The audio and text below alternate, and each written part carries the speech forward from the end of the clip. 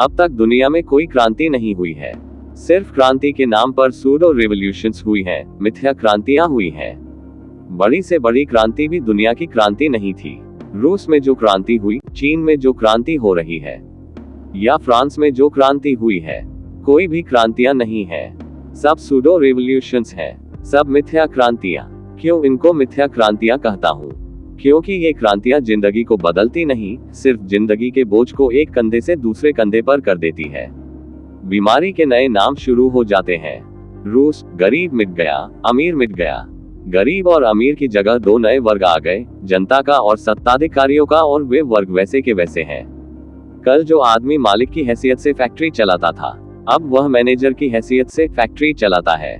ताकत उसकी उतनी की उतनी है। कोई क्रांति नहीं हो गई, सिर्फ वर्गों ने रूपांतरण कर लिया। सिर्फ वर्ग बदल गए, नाम बदल गए, दूसरे वर्ग उनकी जगह स्थापित हो गए। क्योंकि जो क्रांति हुई, वह क्रांति किसी सत्य के साक्षात से नहीं निकली, वह क्रांति केवल विश्वासों के आधार पर निकली। पुराने विश्वास बदल गए, नए विश्वास पकड़ लिए गए, लेकिन फिर विश्वास पकड़ लिए गए, और फिर जो क्रांति हुई, वह फिर पुराने ढांचे को नए शक्लों में, नए नामों में स्थापित कर गई। हम नाम बदल लेने को भी क्रांति समझते हैं।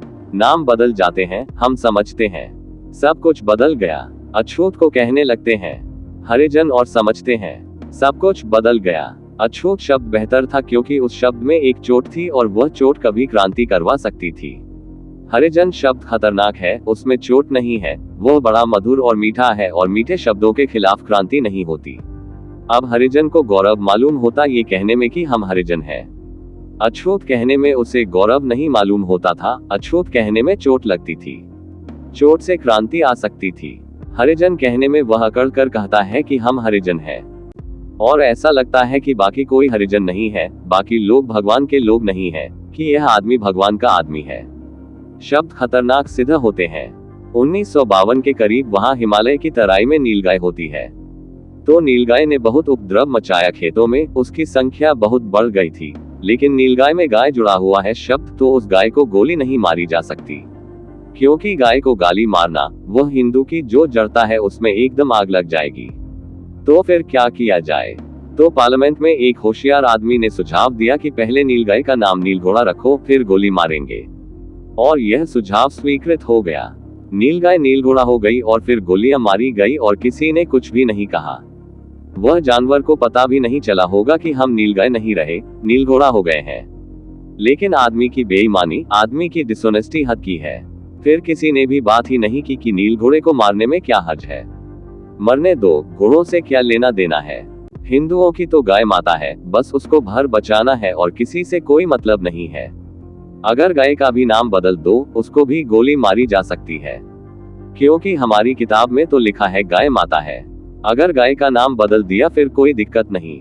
ये जो आदमी का दिमाग है, ये क्रांति व्रांति नहीं करता, ये शब्दों को बदलता है, वर्गों के नाम बदलता है, नीचे की चीज ऊपर करता है, इस कोने की चीज उस कोने में रखता है और सोचता है क्रांति है। ये क्रांति व्रांति नहीं है। नई जमावट पैदा कर लेता है और कहता है क्रांति हो गई है। क्रांति तब तक नहीं होगी मनुष्य के जगत में जब तक विचार की ऊर्जा समग्र जीवन को घेर न ले, विचार की आग न पकड़ ले। हम जीवन के एक एक मूल्य को संदेह न करने लगे और संदेह की आग में सब जल जाए और विवेक जागृत हो। उस विवेक से आएगी क्रांति। और लोग पूछते हैं कि वह क्रांति कैसे लाएंगे। क्रांति लानी नहीं पड़ती, विवेक जागे तो क्रांति आती है। कॉन्सिक्वेंस है क्रांति विवेक का।